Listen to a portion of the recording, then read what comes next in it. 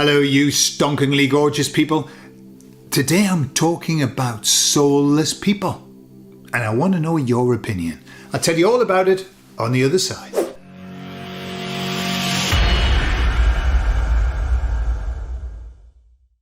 So this last few weeks, I've noticed something really weird. It's been longer than that, but just the last few weeks. When I go out on the road, it's like madness. I don't know what's going on, but like I see people doing really dangerous things, driving in erratic fashions. Then I go into shopping centres, go into shops, and the people who serve me are the most miserable, soulless. They don't even look you in the eye. They're like not there. And I just see this lack of happiness, smiling, laughter. I can't remember the last time that I walked past a group of people and they were all laughing their heads off. Can't remember that. And I was commenting on that to my wife, and I was saying, what do you think? What's going on? She said, I don't know, but everybody's miserable as shit. That wasn't her words. She doesn't talk like that. I do. But all right, miserable as fuck. And I was thinking about it and I thought, I think I understand where they are. I understand what's going on. The driving, I don't, that's something new, but I understand what's going on. Because we are awake, whatever that might mean to you, and whatever it might mean to me. I don't know what that means, but it means moving toward some bigger truth, I suppose. That's the what I would call it. So we see what's going on in the world, but we have somewhere to put it. We have a reference. We say, look what's happening because of what's behind it. Yeah. So we've done the research. We understand, even though it's not good what's happening, we understand it.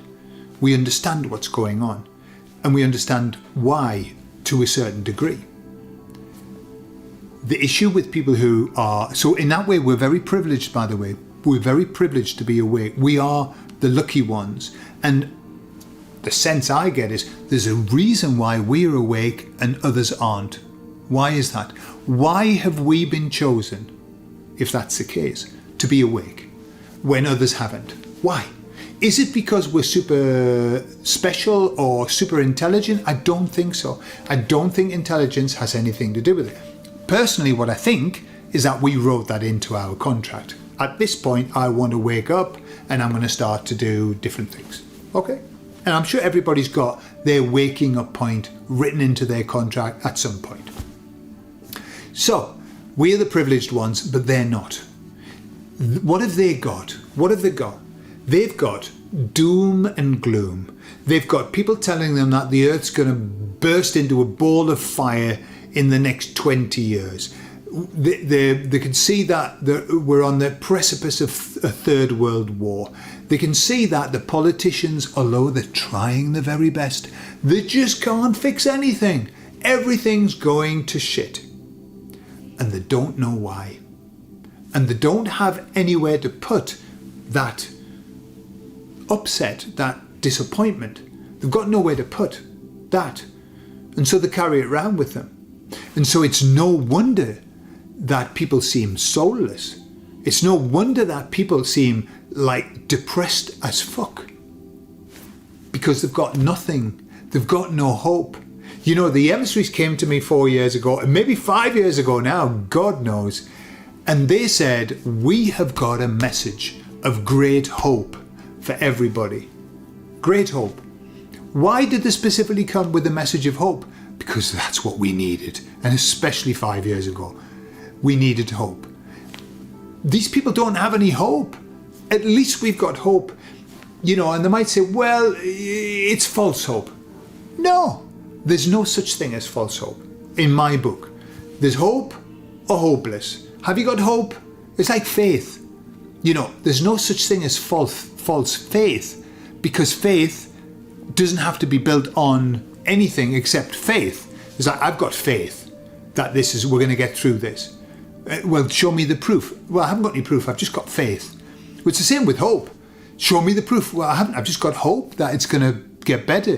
Why? Because, personally for me, the emissaries coming to me completely changed my life. And I've always been a positive person. I've always been an optimist. Always. Sometimes too much of an optimist. But I would rather err on the side of optimism than err on the side of depression and shithouse emotions. So I've always been like that. But when they came, they gave me this. I thought, wow, there is something beyond this. And that doesn't mean I don't doubt it sometimes. Sometimes I think, I'm just making this up. I think so. I tell the emissaries, sometimes I think, am I just making this up? And they say, well, what do you think? What do you think? Well, I don't know. Sometimes yes, sometimes no. And yet they still keep coming. Yeah, and they keep giving me these messages. And it's always of hope. And that's because that's what we have that they don't. And that's why if you get together with people who are awake, depending on where they are on the journey, right? Depending on where they are. If you catch them early doors, as we say, catch them early doors, they're a little bit angry. They're a little bit kind of vociferous. They're a little bit sort of aggressive in their stance. And they do tend to piss people off a bit. But then when you get them a little bit later on, beautiful, full of hope, full of kind of faith and all of the nice things. All right, just wants to get rid of wants to get over the loss bit of what? Everything was a lie? How dare they? And you get to that. Beautiful, lovely to talk to. But then, I'll talk to people who are completely asleep and they talk about the state of the world and the crying. And I cry when I see some stuff happening, and I know probably lots of you do, it's that compassion, that sadness for the world, for what's happening. But I think they're crying for themselves. They're crying because of the sense that why on earth is this happening? And there's nothing that can stop it, So, I don't know. It doesn't make, where we are, it doesn't make everything better.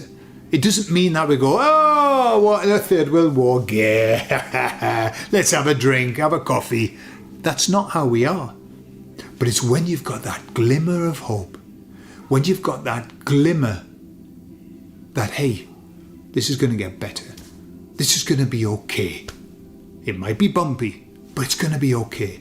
Man, thank God that I've got that. And thank God that you have too. Because I wouldn't want to be where they are, in that soulless, bottomless pit of nothingness, which is what they've got. No wonder the Bible refers to it as Hades, hell. That's where I see them, in this figurative hell of nothing, without hope. So, keep building up your hope and keep away from the mad drivers on the road, because they are crazy. I love you all, and I'll speak to you all later. Bye-bye.